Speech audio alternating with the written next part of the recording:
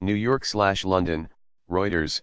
U.S. prosecutors in New York have been investigating whether Chinese tech company Huawei HWT.UL violated U.S. sanctions in relation to Iran, according to sources familiar with the situation.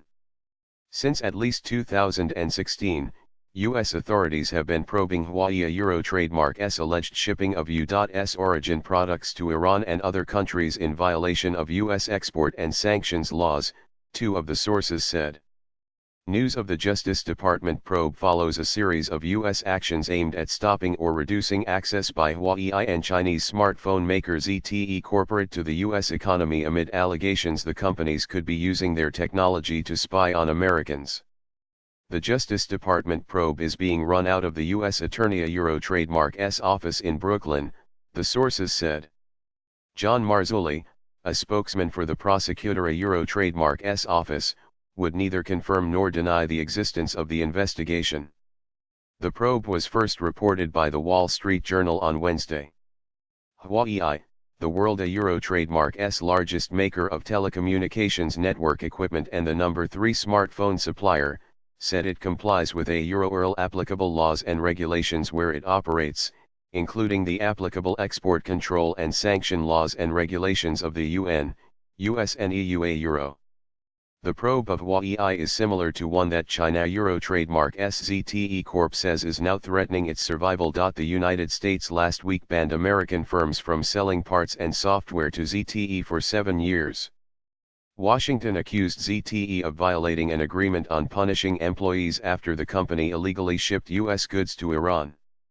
ZTE, which sells smartphones in the United States, paid $890 million in fines and penalties, with an additional penalty of $300 million that could be imposed.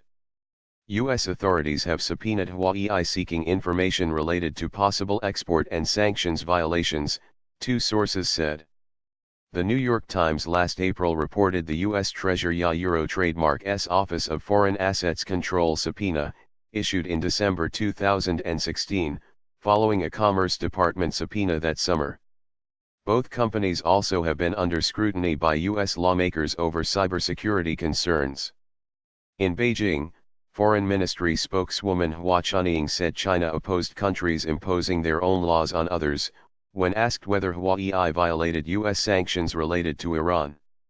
Euro trademark's position opposing nations using their own domestic laws to impose unilateral sanctions is consistent and clear, she told a daily news briefing. We hope that the United States will not take actions that further harm investors. Euro trademark mood towards the business situation there. In February, Senator Richard Burr, the Republican chairman of the U.S. Senate Intelligence Committee, cited concerns about the spread of Chinese technologies in the United States, which he called counterintelligence and information security risks that come pre-packaged with the goods and services of certain overseas vendors. Huawei and ZTE have denied these allegations.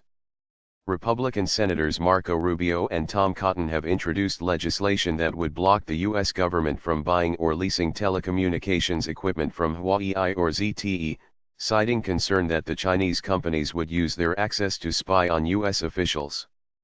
In 2016, the Commerce Department made documents public that showed ZTE Euro trademark's misconduct and also revealed how a second company, identified only as F7, had successfully evaded U.S. export controls. In a 2016 letter to the Commerce Department, 10 U.S. lawmakers said F7 was believed to be Huawei, citing media reports. In April 2017, lawmakers sent another letter to Commerce Secretary Wilbur Ross asking for F7 to be publicly identified and fully investigated.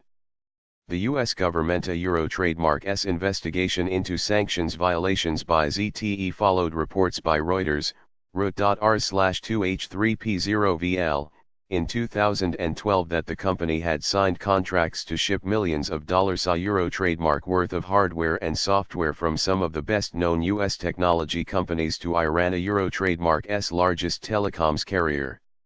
Reuters also previously reported on suspicious activity related to Huawei. In January 2013, Reuters reported, here, that a Hong Kong-based firm that attempted to sell embargoed Hewlett-Packard computer equipment to Iran's largest mobile phone operator has much closer ties to China's Huawei technologies than was previously known.